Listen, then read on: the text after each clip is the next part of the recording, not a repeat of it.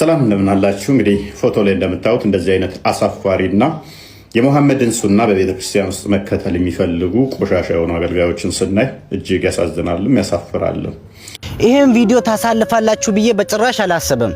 እፎይ ምን አስበ ነው ክርስቲያን ግለሰብ ሲያጠፋ ወደ ሙስሊሞች የምትሮጠው? አሁን እቺ ልጅ ያገባት ክርስቲያን ግለሰብ ነው፣ ዲያቆን ነው ያገባት። መተዚህ ላይ ደግሞ የነብዩን ሱና ሰለላሁ ዐለይሂ ወሰለም ትከተላላችሁ። አፈን ሞልተ ነብዩ ሰለላሁ ዐለይሂ ወሰለም ለምን እንዳገቡ በምን ምክንያት እንዳገቡ ምንም የምታውቀው ነገር የለም። ነብዩ ሰለላሁ ዐለይሂ ወሰለም አይሻን በ9 ዓመቷ ያገቧት የአላህ ሱብሓነሁ ወተዓላ ትእዛዝ ለመሙላት ነው። አይሻን ደግሞ ያገቡት ምክንያት አይሻ ከሕፃንነቷ አንስታ ዕውቀት አላት፣ ስለ ዲን ዕውቀት አላት። ሁለተኛ ምክንያት ነብዩ ሰለላሁ ዐለይሂ ወሰለምና አቡበክር ስዲቅ ግንኙነታቸው ይበልጥ እንዲጠነክር ነው ያገቧት። እስልምና ለማስፋፋት እየተደረገ ነገር ነው። ሁላችሁም ይሄን ቪዲዮ በደንብ ሼር ኮፕሊንግ እያደረጋችሁ ለሁሉም አድርሱልኝ።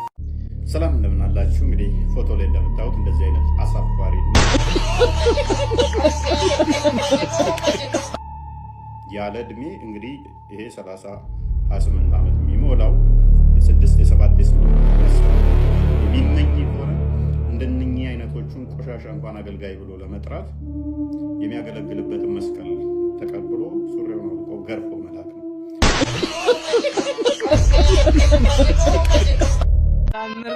ቀስ እያላችሁ ነው ሲያጅርስ ረጋ ሲያዛል ያ አንተኑ ነው የሚወጣልህ ተጠላሱ ላይ መምላከል ይለያል ሲጀመር ተጠላሱ ያና ቢታ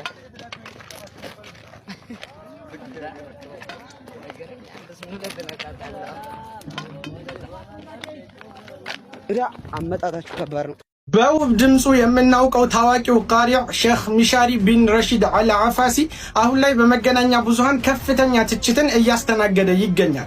ከ12 ሚሊዮን በላይ ሰብስክራይብ ባለው የዩቲዩብ ቻናሉ የለቀቀው የኢራን እጆችና ከሷ ጋር ያሉት ይውደሙ የሚል ነሺዳ ለቆ ኢራንን አብጠልጥሏታል። በዚህ የተነሳም በርካታ ትችቶችን እያስተናገደ ይገኛል። አንድ ታዋቂ የአረብ ፖለቲከኛ ተንታኝ ሼክ ሚሻሪ ላወጣው ነሺዳ በሰጠው መልስ እስራኤል በረመዳን ወር መስጂድ አልአቅሷን ከ40 ቀናት በላይ ዘግተውታል። ሶላት እንዳይሰገድበትም ከልክለዋል። አልፎ ተርፎም በታሪኩ ለመጀመሪያ ጊዜ ላለፉት 839 ዓመታት ተደርጎ በማያውቅ ሁኔታ የዒድ ሰላት እንዳይሰገድ አድርገዋል። ሼክ ወይ የእስራኤልና እስራኤልን የሚደግፉ እጆች ይውደሙ የሚል ነሺዳ ግን ከእርሶ ዘንድ አላየን። አሜሪካ በዶናልድ ትራምፕ መሪነት በመጀመሪያ የስልጣን ዘመኑ ኢየሩሳሌምን የእስራኤል ዋና ከተማ አድርጎ አውጇል። በዓለም ላይ በአሜሪካና እስራኤል አማካኝነት ብዙ ጋዛውያን ህፃናት ተገድለዋል። ሼክ ወይ የአሜሪካና ከአሜሪካ ጋር ያሉት እጆች ይውደሙ የሚል ነሺዳ ግን ከእርሶ ዘንድ አላየንም። ሼክ ወይ እርሶ በሚገባ የሚያውቁትን በርካታ ጊዜያት ደጋግመው ያነበቡትንና ሰዎች ከእርሶ አንደበት ሲሰሙት የነበረውን የአላህን ቃል አንድም ቀን ሲተገብሩ አላየንም። ማንም ሰው ወደ ቀብሩ ይዞት የሚሄደው ነገር የለም። ከሞት በኋላ የሚቀረን ንግግራችንና ስራችን ብቻ ነው። አላህ እንዲመራዎትና የእውነትን ቃል ለመናገር እንዲያበቃዎት እንመኛለን ይላል። ለምን እንደሆነ እኔም ገርሞኛል። እስኪ ሐሳብ አስተያየታችሁን ኮሜንት ላይ ስጡ። ይሄንን ተመልከት፣ ይሄንንም ተመልከት፣ ይሄንንም ተመልከት። ይሄንን እያየን ዝም የሚል ኦርቶዶክስ አለ። በጣም እንደሚገርም ሁኔታ ማለት ነው። ዝም ስትሉ እምነታችሁን ነው የሚያሳድገው። ዝም ስትሉ በርካቶች እምነታቸውን ለቀው እንዲወጡ ያደረጋችሁ። አሁን የምን የሚሉት ነው? 9 ዓመት 8 ዓመት 10 ዓመት ማትሞላ ልጅ አንድ ካህን ነኝ የሚል ዲያቆን ነኝ የሚል ሲያገባ፣ አሁን ሌላው 30 ቢሆን ነው። ይሄ ቤተክርስቲያን አባት እኮ ነው። ዲያቆን ነኝ ካህን የሚለው ነው እንግዲህ የ9 ዓመት ልጅ ሲያገባ ምትል። ይሄ ነገር ልክ አይደለም። በቃ ዝም ትላለህ። ሁሉም መቃወም ጀምር ብራዘር። እንደዚህ ነገር መቃወም ጀምር። ነገ እምነት የሚያሰድቡ እንደዚህ አይነት ነገር ነው እና ተቃወም። ወይ በቃ ተቃወም። ይቆይ ዝም በውስጥ አይደል? የምን በውስጥ ነው? በአደባባይ የተሰራው ስራ በአደባባይ ተቃውመን ቤተክርስቲያናችን ከእንደዚህ ነገር ማጽዳት ግዴታችን። ሰበር መረጃ የሳውዲ አረቢያ አብሃ ኤርፖርት ወይም ደግሞ አየር ማረፊያ በየመን ሁቲዎች ላይ መደብደቡን አሁን ላይ አልጀዚራ ዘገበም። የየመን ሁቲዎች በርካታ የተባሉ ጥቃቶችን የሰነዘሩ ሲሆን በክሩዝ ሚሳኤል የሳውዲ አረቢያን አብሃ ኤርፖርትን ክፉኛ መጉዳታቸውና ተርሚናሎች ሙሉ በሙሉ መውደማቸውን ዓለም አቀፍ ሪፖርቶችን አሰባስቦ አልጀዚራ ዘገበም። በዛሬው ዕለት አሜሪካና ኢራን አሁንም ጥቃታቸውን የቀጠሉ ሲሆን አሜሪካ የማዕከላዊ ሲትኮም ወይም ደግሞ ማዕከላዊ እዝ በፈጸመው ጥቃት በባንዳር አባስና በቡሸር በርካታ የተባሉ ጥቃቶችን እንደፈጸመ የዓይን እማኞችና የኢራን ቴሌቪዥን ጣቢያ ዘግቧል። በምላሹ ደግሞ ኢራን በርካታ ሚሳኤሎችን በማስወንጨፍና በርካታ ድሮኖች ጥቃት በመፈጸም በባህሬን የሚገኘውን የአሜሪካን ኤርቤዝ ሙሉ በሙሉ ያወደመች ሲሆን በኩዌት በጆርዳንና በተባበሩት አረብ ኤምሬት ደግሞ በነዳጅ ጣቢያዎች ላይ በርካታ ተባሉ ጉዳቶች ማድረሷን አልጀዚራ ዘግቧል። ዛሬም በቀጥሎ ሁለተኛ ቀኑን ያስቆጠረው የአሜሪካና እንዲሁም ደግሞ የኢራን ሶስተኛ ዙር ጥቃት መፈጻጸማቸውን እየቀጠሉ ሲሆን ዓለም አሁንም ለሁለት ተከፍሎ የተናጠ ይገኛል። የአሜሪካው ፕሬዝዳንት ዶናልድ ትራምፕ በሰጡት መግለጫም የሆርሙዝ ሰርጥን ሙሉ በሙሉ ዘግተናል፣ ከዚህ በኋላም የኢራን መርከቦችም ሆርሙዝ ሰርጥን ማቋረጥ አይችሉም፣ መርከቦቻቸውም በእነዚህ ሰርጦችን አቋርጠው ወደ ሌሎች ዓለማት እንዳይሄዱ ከዛሬ ጀምሮ እገዳ ጥለናል ሲሉ በቡሸርና በባንዲራ ባስ ላይ እጅግ በጣም አሳማሚና ዘግናኝ ጥቃቶችን ፈጽመናል ብለዋል። ዛሬ እንግዲህ ሶስት የአንድ ቤተሰቦች ማለት ነው ከነልጆቻቸው መገደላቸውንም ጭምር ከኢራን ወገን የተሰማ ሲሆን ኢራንም በወሰደችው በርካታ ተባሉ ጥቃቶች በባህሬን በኩዌትና በጆርዳን እንዲሁም ደግሞ በተባበሩት አረብ ኤምሬት ከፍተኛ ተባሉ የሚሳኤል ድምጾችና እንዲሁም ደግሞ የሳይረን ድምጾች የተሰሙ ስለመሆኑን አልጀዚራ ዘገበ ሲሆን ሶስተኛው ዙር ጥቃት አሁን የሚቀጥል ከሆነ ዓለም ክፉኛ ትጎዳለችም እያሉ ይገኛሉ። ነገር ግን የሁቲና የሳውዲ አረቢያ ጉዳይ ደግሞ ለየቀል ከፍተኛ የተባለ ጥቃት የተሰናዘሩ ሲሆን ሳውዲ አረቢያ በትላንትናው ዕለት በሰነአ ኤርፖርት ላይ በወሰደችው የአየር ጥቃት በርካቶች ወታደሮችን መግደሏን ይታወስ ነበር። ዛሬ ሁቲ በወሰደው በርካታ ተባለ የሚሳኤልና የድሮን ጥቃት ደግሞ የሳውዲ አረቢያዋ አብሃ ኤርፖርት ሙሉ በሙሉ ተርሚናሉ የወደመ ሲሆን በርካታ ጥቃቶች ተፈጽመው ወታደሮች መጎዳታቸውንም ጭምር ተሰምቷል። አላህ ምን ያማረ ጥያቄ ነው። አንድ አቡ ነዋስ የሚባል ገጣሚ ነበረ። የሞተው በኢማሙ ሻፊዒ ረሂመሁላህ ዘመን ነው። ኢማሙ ሻፊዒ እንስገድበት ሲሏቸው አቡ ነዋስን አልሰግድበትም፣ ምክንያቱም ሰዎችን ሰብስቦ መጠጥ ቤት ወደ መጥፎ ነገር ሲመራ የነበረ ሰው ነው አሉ። ነገር ግን እነዛ የቀበሩ ሰዎች እሱ የከተበውን ይዘውላቸው መጡ። ምን ይላል ወረቀቱ ላይ የጻፈው ግጥም? ያ ረቢ ኢን ዓዙመ ዙኑቢ ከትረተን ፈለቀድ ዓሊምቱ አነ ዓፍወከ አዕዘሙ ኢን ካነ ላ ዩርዲከ ኢላ ሙሕሲነን ፈሊመን የሉዙ ወየስተጂሩ ልሙጅሪሙ። ጌታዬ ሆይ የቱንም ያህል ወንጀሌ ቢበዛ ትልቅ ቢሆን ምህረትህ ደግሞ ከዛ በላይ ትልቅና ሰፊ ነው አውቃለሁኝ። መልካሞች ደጋጎች ብቻ የሚገዙ ጌታ ብትሆን ኖሮ እኛን ደግሞ ወንጀለኞቹን ምን ይወጣል ነበር?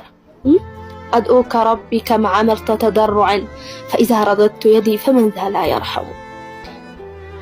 ለምኑ የሰጣችኋለሁ ልክ እጄን ብዘረጋ ወደ አንተ እንደማይመለስ ባዶውን አውቃለሁ። ማሊ ኢለይከ ወሲለቱን ኢላ ረጃዕ ወጀሚዕ ዓፍዊከ ሱመ ዐኒ ሙስሊም። ካንተ ውጭ መመለሻ የሆነ መንገድ የለኝም። የምህረትህ ደግሞ ትልቁ ሰፊው ምንድነው? ሙስሊም መሆኔ ነው። ና ለከንዳ ባለዋስ አልহামዱሊላህ እኔ ሙስሊም ነኝ። እሺ ሰሉ ዐለ ነቢ اللهم صل على محمد። ሰላም አለይኩም ወራህመቱላሂ ወበረካቱ። ነብያችን አለይሂ ሰላቱ ሰላም ከ18 በላይ የግድያ ሙከራ ተደርጎባቸዋል። ከሁሉም ግን አላህ ጠብቋቸዋል። ዛሬ ከተደረገባቸው የግድያ አንድ ሙከራ በጣም አስገራሚ የሆነ ታሪክ ልንገራችሁ። በድር ዘመቻ ጊዜ ነብያችን አለይሂ ሰላቱ ሰላም የበድር ሙሽሪኮችን አሸንፏቸዋል። በድር ላይ የመጡትን እነ አቡ ጀህል ሌሎችም ትላልቅ ሹማምንቶች እና አቡ ለሃብ ዑትባ የሞቱበትና አንድ ጉርጋድ ውስጥ አስክሬናቸውን ከተው የአላህ መልክተኛ ያዋረዱባቸው ቀን ነው። 70 ዋና የሚባሉ የሙሽሪኮች መሪዎች የተገደለበት እለት ነው የበድር ማለት ነው። ይሄ የበድር ዘመቻ 5000 መላእክቶች ታጥቀው ጅብሪል ሚካኤልን ጨምሮ ታጥቀው ጦርነቱ ላይ የተሳተፉበት ዘመቻ ነው እና እዚህ ዘመቻ ላይ ሙሽሪኮች ይሄ ውስጣቸው በጣም ይነድ ነበር፣ ይቃጠል ነበር። የቂምና የበቀል ስሜት ላይ ነበር የነበሩትና ከዕለታት አንድ ቀን ሙሽሪኮች እንደዚህ ቁጭ ብለው እያወሩ እያለ ዑመር ኢብኑ ወህብ የተባለ አንድ ግለሰብ ነበርና ከሰፍዋን ኢብኑ ኡመያ ጋር ያወራሉ እና ቁጭ ብለው እሱን እያወሩ እየነበረ የበድር ዘመቻ ላይ የተከሰተውን ነገር፣ የደረሰባቸውን ውድመት፣ የደረሰባቸውን ውርደት፣ ግድያ፣ ያጧቸውን መሪዎቻቸውንና ንብረቶቻቸውን ያነሳሉ። በዋናነት ግን የሚያነሱት የነበረው ደግሞ የእንትኑን ነበረ። ምንድነው? ጉርጋድ ውስጥ ነብያችን አለይሂ ሰላም ጉርጋድ ውስጥ አንድ ላይ ከተዋቸው እነዚህ ዋና የሚባሉትን የዛን የነበረው እኛን ያዋረዱበት መንገድ ብለው ነበር የሚያስቡትና ያን ነገር እየዘከሩ እያወሩ በነበረበት ሰዓት ላይ እና ሰፍዋን የሚባለው ሙሽሪክ ከዚህ ከእነሱ ከሞቱ በኋላ ህይወት እኮ ህይወት አይባልም ምን ኖር ነው በቃ ሁሉ ነገር ጨልሞብናል ብሎ ሲናገር እየተነጋገሩ ነው ከአምር ኢብኑ ወህብ ጋር። አምር ኢብኑ ወህብ ማለት መካ ላይ የመካ ሸይጣን ከሚባል ሰዎች መካከል አንዱ ነው። ነብዩን በጣም አዛ የሚያደርግና የሚያሰቃያቸው የነበረ ሰው ነው። እና በዚህ ሂደት ላይ በዚህ ሁኔታ ላይ እያለ አንድ ነገር ይናገራል። በእኔ ላይ እዳ ባይኖርብኝ ቤተሰቦቼ ለማን ጥዬ እሞታለሁ ወይም ለማን ጥዬ እሄዳለሁ ለማን እተዋቸዋለሁ የሚል ስጋት ባይኖርብኝ ኖሮ ነብዩን አለይሂ ሰላም ጋር ሄጄ እሳቸውን እገል ነበር፣ ለመግደል ምንም የሚይዘኝ ነገር የለም ነበር አለ። ይህንን ሐሳብ ሲያነሳ ቶሎ ብሎ ሰፍዋን ሐሳቡን ተቀበለና ምን አለ? አለየ ደይኑከ ባንተ ላይ እኔ እዳ በኔ ላይ ነው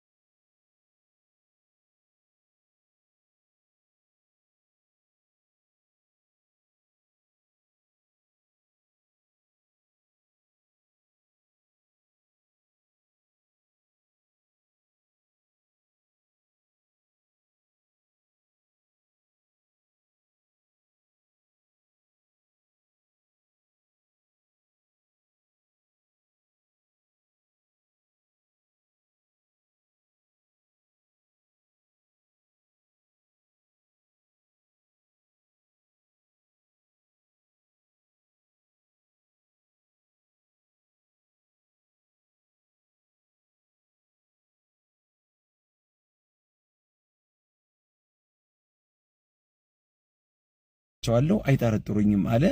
መርሐባ በዚህ ሐሳብ ተስማማ። ከዛ በኋላ ሰይፉን ጫፉ ላይ ሰይፉ ላይ መርዝ ለቅልቆበት ነብዩን አለይሂ ሰላም ከወጋቸው በኋላ ቢያንስ ሰይፉ ባይጎዳቸው እንኳን መርዙ ውስጣቸው ላይ ተሰራጭቶ እንዲገላቸው በማሰብ መርዝ የተለቀለቀ ሰይፍ ወደ ነብያችን አለይሂ ሰላም ጋር ይዞ ሄደ። እዛ ከሄደ በኋላ በጣም የሚያጅበው ነገር ነብዩ አለይሂ ሰላም ቤት አጠገብ ላይ ዑመር ኢብኑ ኸጣብ አለ፣ የአንሷር ተወላጆችም አሉ። ልክ ዑመር የሱን ሸር ድሮ ይተዋወቃሉ፣ በጣም ጓደኛ ነበሩና ሸረኛ መሆኑን ተንኮለኛ ሙጅሪም ጠላት መሆኑን ያቃልና ቶሎ ብሎ አየው። ከሩቅ ሲመጣ አየውና ዑመር ቶሎ ብሎ ተነሳና ከሙስሊሞች መካከል ብድግ ብሎ ተነሳ። ከዛ ምን አለ?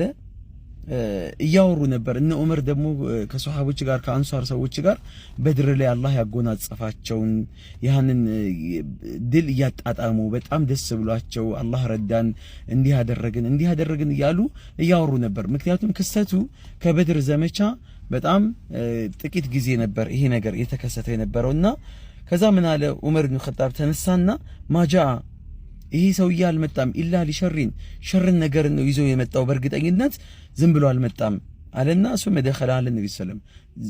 እሱ እየመጣ ያለ ነብዩ ጋር ቀድሞ ዑመር ኢብኑ ኸጣብ ነብዩ ጋር ቀድሞ ገባ። ከዛ ይሄ እንዲህ ያደረገ ምን አለ? ዑመር ይዞ ገባና ወጣ። ለአንሷር ሰዎች ይሄ ሰውዬ ሸረኛ ነው፣ ተንኮለኛ ነው፣ የአላህ መልእክተኛ ላይ ጥቃት እንዳያደርስ በአይነ ቁራኛ ተመልከቱት፣ ተከታተሉት በማለት ዑመር ትእዛዝ ሰጠ። እነሱ ይከታተሉታል፣ ዑመርም በራሱ መንገድ ይከታተለዋል። ከዛ መጣ ነብያችን አለይሂ ሰላም ጋር ተቀመጠ አጠገባቸው፣ ሰይፉን እንደታጠቀ ነው። ከዛ ምን አለ? ለመጣ ብለው ጠየቁት። የአላህ መልእክተኛ አንተ የአላህ መልእክተኛ ሆይ እኔ ጋር ያው ልጄ እርሱ ጋር አለ ተማርኮብኛል፣ እሱን ለማስፈታት ነው የመጣሁት አላቸው። ታዲያ እሱን ለማስፈታት ከመጣ ሰይፉ ምን ያደርግልሃል? ይሄ ሰይፍ እኮ የተረገመ ነው። የበድር ዘመቻ ላይ መቼ ጠቀመን? ምን አደረገልን? ምን ፈየደልን? ምንም ኸይር የለውም ብሎ ለማስቀየስ ሞከረ፣ ፈለገ። አንዒሙ ሰባሐን እንግዲህ ጤና ይስጥልኝ እንደማለት ነው። የአላህ መልእክተኛ ቀድ አክረመን አላሁ ቢተሕየቲን ኸይረን ሚን ተሕየቲከ ያ ኡመይር ቢሰላሚ ተህየተ አህሊል ጀና ካንተ ሰላምታ የተሻለና ያማረ ሰላምታ አላህ ለኛ ተክቶልናል እና አሰላሙ አለይኩም የጀነትም ሰላምታ ነው ይሄ ይበልጣል አሉትና በዚህ ተቀያየሩ። ከዛ ምንድነው ያመጣህ ሲሉት ያ ረሱላህ ያው እኔ የመጣሁበት ምክንያት ቅድም እንደጠቀስኩላችሁ ልጄ እርሱ ጋር ተማርኳልና እሱን ለማስለቀቅ ነው ልመናን የመጣሁትና ልጄ ልቀቁልኝ አላቸው። ከዛ ፈማ ባሉ ሰይፍ ፊ ዑኑቂከ አንገት ላይ ያጠለከው ሰይፍ ምንድነው ታዲያ ብሎ ሲላቸው ይሄማ ምንም ኸይር የለውም ሸር ነው ብሎ ለማስቀየስ ሞከረ። ከዛ የአላህ መልእክተኛ እስዱቅኒ መለዚ ጅእተ ለሁ አንተ ዑመይር ሆይ ትክክለኛውን ንገረኝ የመጣህበት ምክንያቱ ምንድነው ሲላቸው ያው ለዚህ ነው የመጣሁት ሲሉት ለዚህ ነው የመጣሁት ለሌላ ዓላማ አይደለም ብሎ አሁንም ሊክዳቸው ፈለገ። ከዛ የአላህ መልእክተኛ አንተና ሰፍዋን እዚህ ቦታ ላይ ተቀምጣችሁ እዳ ባይኖርብኝ ቤተሰቦቼን የሚያኖርልኝ አካል ቢኖር ኖሮ እንዲህ አደርግ ነበር ብለህ ቃል አልገባህም ነበር እንዴ ብለው ጠየቁት። ያ አላህ እዚህ እስልምና መቀበል እፈልጋለሁ አለና እዛው ባለበት አሽሀዱ አነከ ረሱሉላህ ብሎ መሰከረ። ላኢላሃ ኢላላህ ወአነከ ረሱሉላህ ብሎ እስልምናን ተቀበለ። ከዛ በኋላ የአላህ መልእክተኛ አለይሂ ሰላም ትእዛዝ አዘዙ። ምን አለ እሱ ተናገረ። ከዛ ምን አለ ለአላህ ምስጋና ይገባው فالحمدلله الذي هداني للاسلام ለእስልምና ለመራኝ አላህ ምስጋና ይገባው። ሱብሃንአላህ ነብዩን ሊገል ሄዶ እስልምናን ተቀብሎ መጣ። በእስልምና ተማርኮ መጣ። አላህንም አመሰገነ። ሰፋን እዛ ሆኖ እሱን ነው የሚጠብቀው። የሱን ዜና ነው የኡመይርን ዜና ነው የሚጠብቀው የነበረውና ኡመይር እስልምናን ተቀበለ። ከዛ የአላህ መልእክተኛ ሱሐቦችን ጠሩና ምን አሉ ፈኪሁ አኻኩም ፊ ዲኒሂ እስልምናውን ለወንድማችሁ አስተምሩት። ከዛስ ወአቅሪኡሁል ቁርአንም አስተምሩት አስቀሩት። ከዛ ወአጥሊቁ ለሁ አሲረሁ ልጁንም ደግሞ ምርኮኛውንም ልቀቁለት አሉ። የአላህ መልእክተኛ ተለቀቀለት። ከዛ በኋላ ሰፍዋን ዑመይር ልጁም ተለቀቀለት። እንደገና ደግሞ ቁርአንም ተማረ። ዲኑንም እየተማረ እስልምናውን ተቀብሎ መኖር ጀመረ። ሰፍዋን ደግሞ የሱን ነብዩን የመግደል ዜና በጉጉት እየተጠባበቀ ነበርና ነጋዴዎች በመጡ ቁጥር ስለ ኡመይር ኢብኑ ወህብ ይጠይቃል።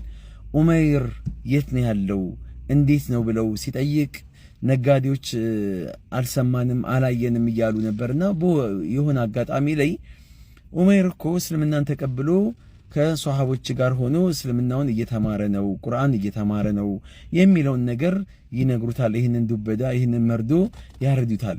በዚህ ሰዓት ላይ በጣም ይበሳጭና በጣም ይናደድና ወላሂ ላ እከልሙሁ አበደን መቼም ቢሆን አላናገረውም ወላ ይንፈዑሁ ቢነፍዕ አበደን እኔ ጋር ሊጠቀም ያሰበውን ነገር በፍጹም አልጠቅመውም።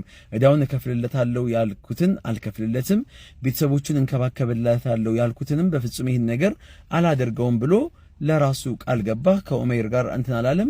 ከዛ ኡመይር ተመልሶ ወደ መካ መጣ።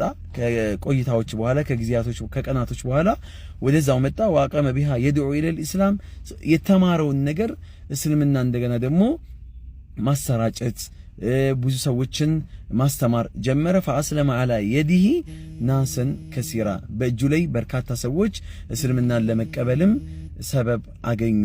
አልሐምዱሊላህ። እንግዲህ እስልምናን አላህ ከፈለገ በእንደዚህ አይነት ሰዎችም ይመራል። ለጠላትነት የሄደ የነበረ ሰው ተማርኮ ተመለሰ። ሰላም አለይኩም ወራህመቱላህ